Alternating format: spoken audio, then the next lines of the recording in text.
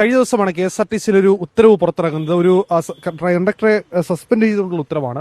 ആ ഉത്തരവുമായി ബന്ധപ്പെട്ട ചില വിവാദങ്ങൾ, ചില പരാമർശങ്ങളടക്കം സമൂഹത്തിലും സാമൂഹ്യ മാധ്യമങ്ങളിലടക്കം വലിയ തോതിൽ ചർച്ചയായിരുന്നു. അതിന് പിന്നാലെയാണ് അക്കാര്യത്തിലൊരു വിശദീകരണവുമായി അതിന്റെ പരാതിക്കാരി, നടപടിക്ക് ഇത് ഇടയാക്കിയ സംഭവത്തിലെ പരാതിക്കാരി തന്നെ രംഗത്തിരിക്കുന്നത്.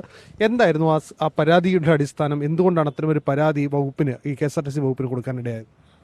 പരാതിയുടെ പോയതെന്ന് വെച്ചാൽ വളരെ മോശമായ രീതിയിൽ ഈ വനിതാ കണ്ടക്ടർ ഭർത്താവിന്റെ ഫോണിൽ മോശമായ രീതിയിൽ വാട്സപ്പ് ചാറ്റുകൾ നടത്തുകയും അതിനെ തുടർന്ന് വനിതാ കണ്ടക്ടറോട് തന്നെ ഞാൻ ഫാമിലി നശിപ്പിക്കരുത്, ഒഴിഞ്ഞു മാറണം എന്നുള്ള രീതിയിൽ സംസാരിക്കാൻ പോയിരുന്നു.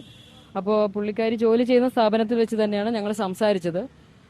എന്നോട് നേരിട്ട് വളരെ മോശമായ രീതിയിലായിരുന്നു കണ്ടക്ടർ റിയാക്ഷൻ. ഞങ്ങൾ എന്ത് വന്നാലും ഒന്നിച്ച് ജീവിക്കും, നിനക്ക് ചെയ്യാൻ പറ്റുന്ന എന്താണെന്ന് വെച്ചാൽ ചെയ്യ് എന്നുള്ള വളരെ മോശമായ രീതിയിലാണ് KSRTC സ്റ്റാൻഡിൽ വെച്ച് എന്നെ അധിക്ഷേപിച്ചത്.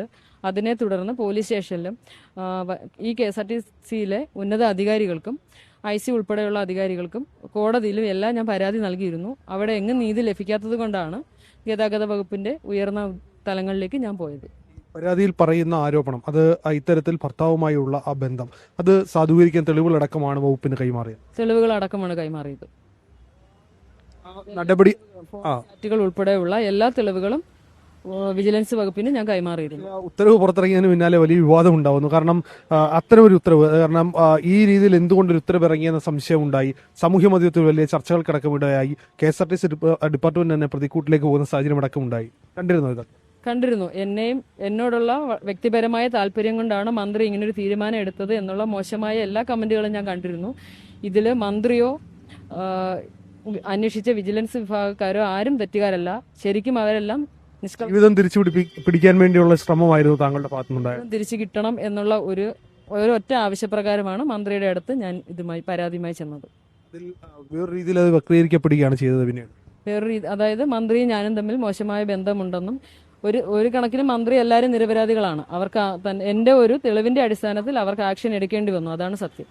എന്താണ് ഇത്തരം കമന്റ് ഇടുന്നവരുടെയും അതുപോലെ സാമൂഹ്യ മാധ്യമത്തിൽ ഇത്തരം കുറിക്കുന്നവരുടെയും പറയാനുള്ളത്? സത്യാവസ്ഥ അറിയാതെ ആരും പ്രതികരിക്കരുത്. ഇപ്പോൾ ഈ കമന്റ് ഇട്ടവർ തന്നെ പറയുന്നുണ്ട്, വനിതാ കണ്ടക്ടർ ഒരു ലേഡി ആയതുകൊണ്ടാണ് ഇങ്ങനൊരു തീരുമാനം ഉണ്ടായത്, അവർക്കും സ്ത്രീത്വം ഇല്ലേ, അവർക്കും അവകാശങ്ങളില്ലേ. അപ്പോൾ ആ ഒരു കണ്ടക്ടർ മൂലം ഒരു ഫാമിലി നഷ്ടപ്പെടുമ്പോൾ അവിടെ ഒരു ഭാര്യയ്ക്കും കുഞ്ഞിനും നീതി ലഭിക്കണം എന്നും കൂടി ഞാൻ അറിയിക്കുകയാണ്. കമന്റ് ഇട്ടവരോട് എന്താ മറുപടി പറയാനുള്ളത്? ഞാനതാ ചോദിച്ചത്. അതിപ്പോ ആരാന്റെ അമ്മയ്ക്ക് ഭ്രാന്ത് വരുമ്പം കാണാൻ നല്ല ചേലാന്ന് പറയുന്ന പോലെ അവനവന്റെ കുടുംബത്തിൽ വരുമ്പോഴേ അതിന്റെ ഒരു ബുദ്ധിമുട്ട് അവർക്ക് അറിയത്തുള്ളൂ.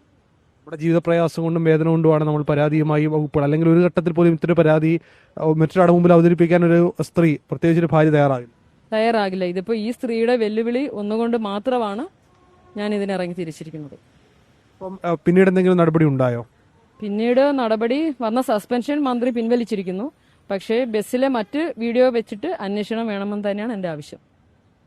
സാമൂഹ്യ മാധ്യമത്തിന്റെ ഒരു ഇര കൂടിയാണ് ഈ യുവതി. കാരണം തന്റെ ഭർത്താവിനെതിരെയുള്ള, അല്ലെങ്കിൽ തന്റെ ഭർത്താവുമായി ബന്ധപ്പെട്ട ഒരു വിഷയത്തിലാണ് പരാതിയുമായി KSRTC ഡിപ്പാർട്ട്മെന്റിലേക്ക് എത്തുന്നത്. ആ പരാതിയിൽ നടപടി ഉണ്ടാകുമ്പോൾ ഒടുവിൽ പരാതിക്കാരി പ്രതിക്കൂട്ടിലേക്ക് എത്തുന്ന സാഹചര്യമാണ് സാമൂഹ്യ മാധ്യമങ്ങളിൽ ഉണ്ടായത്.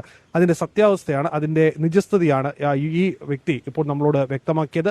കൊല്ലത്തുനിന്ന് ക്യാമറമാൻ അരുൺ സാറിനൊപ്പം അരുൺ രാജ്, 24.